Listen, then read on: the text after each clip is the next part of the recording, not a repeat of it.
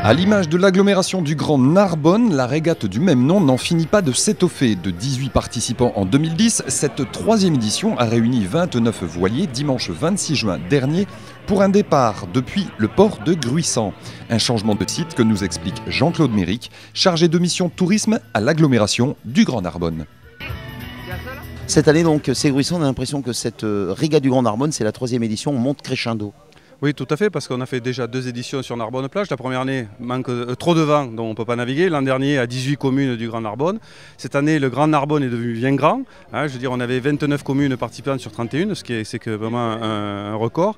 Et ça va peut-être encore continuer à croître l'année prochaine. Je ne peux pas m'engager, mais ce sera, je pense, l'an prochain, ni Gruissant, ni Narbonne-Plage. Il y a d'autres communes, on pense à Port-la-Nouvelle, on parle à Port-le-Cat qui vont intégrer la Nouvelle y est déjà, ou Port-le-Cat qui est dans le Grand Narbonne. Il faut un beau port de plaisance, il faut beaucoup de bateaux, des bénévoles et un club performant, et je crois qu'on le trouve sur ces 3 stations-là. Et puis comme c'est une compétition, bien sûr le tout c'est de participer, mais si possible la gagner. Alors Gruissant donc sera un sérieux concurrent.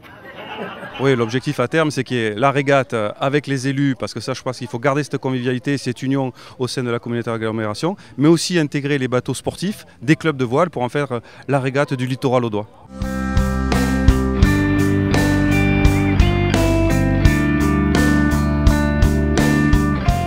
Ça a été difficile aujourd'hui parce que j'étais obligé de chercher le vent sur le plan d'eau parce que j'en avais pas. Et donc on s'est un petit peu écarté de la station, ce que j'ai regretté, mais le vent était un petit peu au large, donc on est allé un petit peu au large et on a réussi avec des conditions minima de vent à pouvoir faire une course.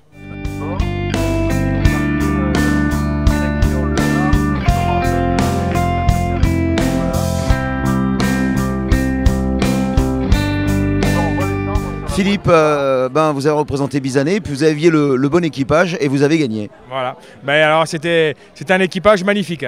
J'ai appris des choses aujourd'hui, vous ne pouvez pas vous imaginer, mais cette année c'était au-dessus de tout. On avait vraiment, c'était une Formule 1, quoi. Il y avait l'équipage, il y avait les stands, il y avait tout, quoi.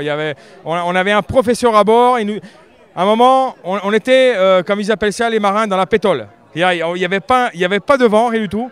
Et d'un coup, il nous a fait prendre une option, il dit on va monter, parce qu'il a vu passer un bidon. Il a vu passer un bidon, le courant de la mer. On est monté et on a doublé 3-4 bateaux, 5. On a passé la bouée en 5e position. On est revenu de suite, ils ont sorti le SPI. On a fini 3e au scratch. Et par rapport à la taille du bateau, on finit 1er. Voilà, c'est magnifique.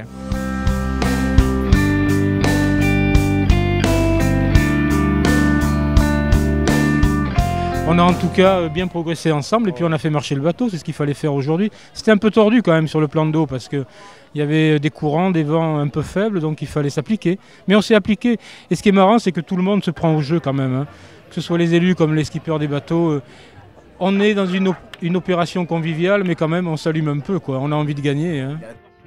Belle épreuve, non? Il me semble qu'on réussit parce qu'il y a une belle organisation, il y a une vraie volonté d'amener les élus du secteur sur les plans d'eau, chose qu'ils ne font pas d'habitude. Donc cette épreuve sert à ça en fait, à fédérer les gens autour du nautisme. Et je crois que là on y a bien réussi.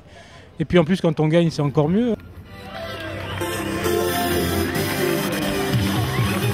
Le vainqueur de cette année, c'est donc la ville de Bizané.